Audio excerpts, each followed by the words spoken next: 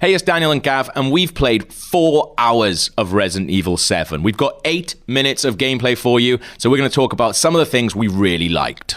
So this is where our demo started. We're roughly about half an hour into the game, something like that. Yeah, you've been abducted by the Baker family, Yeah. and you've been separated from your partner, Mia. Yeah, and you're not quite sure like what's going on. Like, we weren't told really what's happened to bring you here or anything like that. You basically see that little dinner scene that is in the trailers, and then that's it. You've basically got to escape, and I wasn't sure when I first started playing this if I was actually going to be able to play it. It's a very hands-off game. There's no tutorial, horrible. there's no guidance, there's nothing in your inventory. Yeah. And you're scuttling around the main house, and you can hear Jack, that's Jack Baker, Yeah. just kind of in the distance, and he begins to follow you. So he's kind of this obstacle while you're exploring the house, and you don't really know how to tackle him whatsoever. Because you've got nothing on you. Like, you're so vulnerable, and that is terrifying. Like, I'm quite a jumpy person anyway, and just having basically what, at the time, is an unstoppable machine coming after you right at the beginning of a game. Yeah. It doesn't, and as you said, like, it doesn't give you any clues of what you're meant to be doing. See, I love his design because he's kind of this like abusive father. He's a bit Jack Torrance. He's a bit Michael Myers as well. Like you just can't do anything. You can't reason with him. He's just going to keep coming for you. He's absolute chaos, and there's a bit coming up which sort of just proves this. Like, that you've seen the bit where he chops off the other guy's arm. They just don't care about anything, and this is a perfect example of this. He doesn't care about walls. He walks through walls. Like, who's sorting that out afterwards? Probably Marguerite again. So this is all going on, and when it all calms down, you get to like a really, really awesome bit of a Resident Evil game, which is like the safe house. Yeah. And you're talking to this girl on the phone. You're not quite sure who she is or what her agenda is, but she's kind of guiding you, but there's no way you trust her either.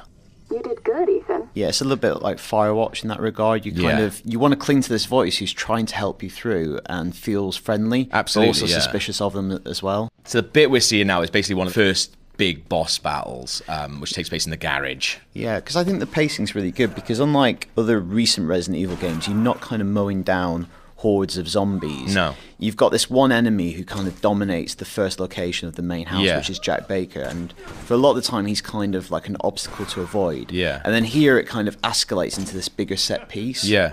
And you're not even sure if you're doing the right thing ever. I think that's the best thing about it, because you've got this gun, but it didn't seem like a lot of the time when we were doing the boss fights, like we were doing the right thing, and it was just like a couple of times we sort of looked at each other like, what is this what you're meant to be doing? I think that's the fine line, because it induces panic, because it is hands off. Yeah. You are frantically looking around the environment for a thing to save you, Yeah. a thing to buy you time, and it doesn't really point that out. Sometimes that can be slightly frustrating, but I think it kind of works well.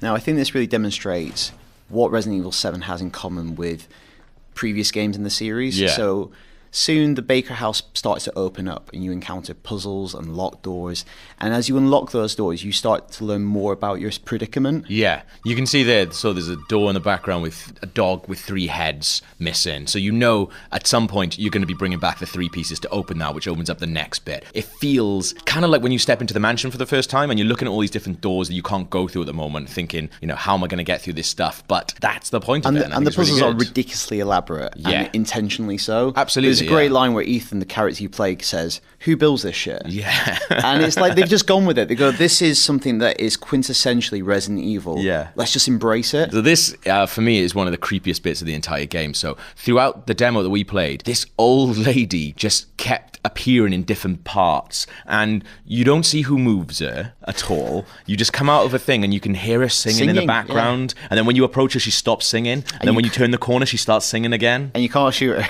You can't I shoot tried. her, you're not allowed, yeah. It is basically Grandpa from Texas Chainsaw Massacre. He's almost like slumped in the exact same way as him as well. Don't pass her a hammer.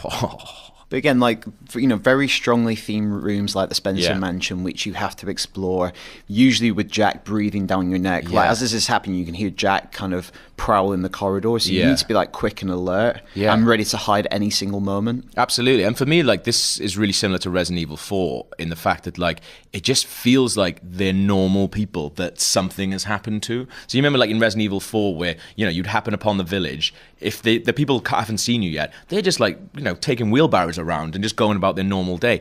There's a half-done billiards game in the background. Like, these people were just normal people. What has happened to them to turn them like they are? Well, you start finding notes which kind of you start to piece together a timeline to what happened to the Baker family. So yeah, what we're about to see here is one of the doors that you unlock later on. This is the Scorpion door. So obviously, it looks pretty intimidating, but you know something quite useful is probably in there. Yeah. So you have to find a Scorpion key, but there's also a mangled snake door and a crow door. Yeah. This as well is another part of the Baker house you go into. And it's kind of like the processing area, I think it is. So it's kind of where they've been doing some naughty stuff. For me, this is probably one of the most disappointing bits of the demo because you come up against enemies that are quite sort of classic Resi enemies, the molded. They're kind of a bit like the Regenerators from 4 or the Ooze from Revelations. You know, this is Resident Evil iconography. Yeah. But it feels more like a gauntlet for you to use up all your ammo. Yeah. To make you helpless once again, perhaps. Yeah, maybe. I kind of feel like I was less afraid of the world that had been created because I knew that these things were in it. Because if these things are in it, there's some kind of supernatural element to it. It just felt scarier when it was just Jack and Marguerite sort of like trundling around the house and like coming after you. When you see these monsters, like, I'm not afraid of these. So here we're coming up to like one of the second big fights with Jack, and it takes place in such a small little area that it's so claustrophobic, and it's just not very nice at all. And you're not sure that what you're doing is the right thing. Well, it's in stark contrast to that molded bit where it's very clear that you need to kill them and go for headshots. Exactly. With this, it's so intense and so panic-inducing because you don't know what's going to help you in the situation because he is unstoppable. You're just panicked constantly, and because of that, you make these like silly mistakes. Like people always saying, like, you know, when you're watching horror films, like, why do they go upstairs? Why are they doing this? The reason you do it is because you're panicked and you have no idea what you're meant to be doing. And this game does that really, really well. Absolutely. So this is a completely new area. This is the old house that you're going around. Yeah, so this is a bit like the residence in the original Resident Evil. It lies behind the Baker Mansion. Yeah. It's like balanced over the Louisiana swamp. Yeah. And what I like about it is this is the area of the game presided over by Marguerite, Jack's wife.